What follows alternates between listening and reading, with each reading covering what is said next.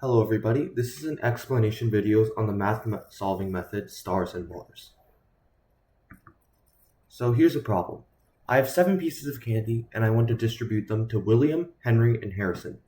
In this scenario, we must give away all 7 pieces of candy and people can have 0 pieces. For example, we can give William 7 and everyone else 0. So here, the method stars and bars comes into play. If we look at the diagram below, each of the squares represents a piece of candy, or the stars, and the black line are bars. One way to think of this is to read from the left to the right. First, we give 2 pieces to William, and now whenever we hit the bar, we switch to the next person. So we give William 2, switch to the next person, which is Henry, give Henry 3, and then switch to the next person, which is Harrison, and give Harrison 3. Now the problem is simplified to how many different possible combinations of 2 bars and 7 stars are possible. You may have noticed there are only 2 bars, but we still have 3 people to distribute candy to. Think about it like this. How many cuts are needed to split a candy bar into 3 slices? We would need 2 cuts, not 3. This is essentially what we're doing here, and if we think of each bar as a switch, we don't need to switch at the end since we're done giving out candy. Here's another scenario. If we read left to right, we would switch to Henry, then to Harrison, and then give Harrison 7 pieces. This scenario is also entirely possible, and is a valid scenario we need to count. Now that we've established the concept of stars and bars, we need to solve for the total number of possible arrangements of the 7 stars and 2 bars. Think about it this way. We have 9 total objects, so we have 9 different slots that we can potentially put either a star or a bar in. If we choose 2 of these slots to be our bar, the rest of the slots have to be stars, since there's no more bars left to place. This leads us into the choose function. The choose function works like this. You can say the phrase n choose k, with n being larger. For example, if I wanted to choose 3 balls from a set of 16 balls numbered 1 to 16, I would say 16 choose 3, with n being 16 and k being 3. If we plugged it into the formula below, we get 560.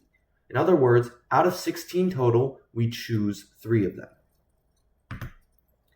If we refer to the previous slide, I said that we needed to choose 2 of the 9 slots to be bars.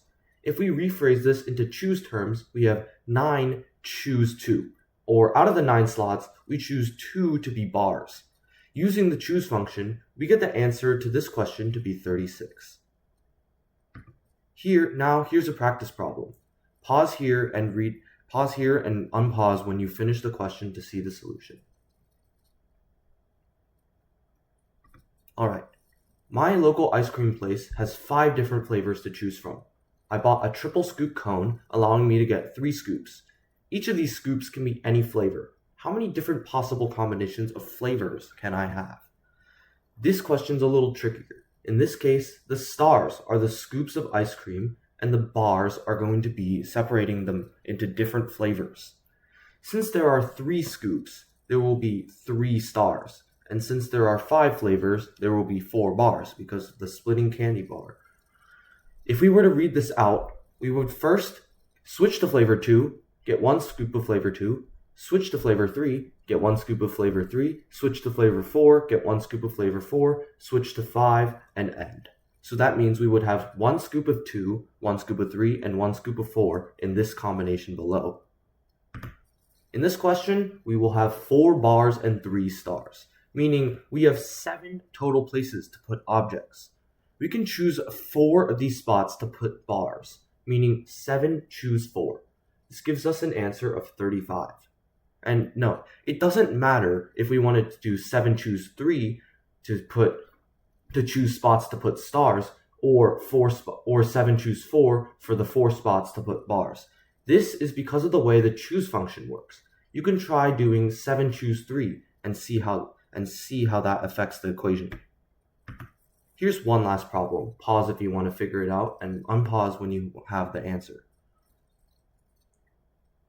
Alright, I have 10 pencils to distribute to my 5 students. However, each student must get at least 1 pencil.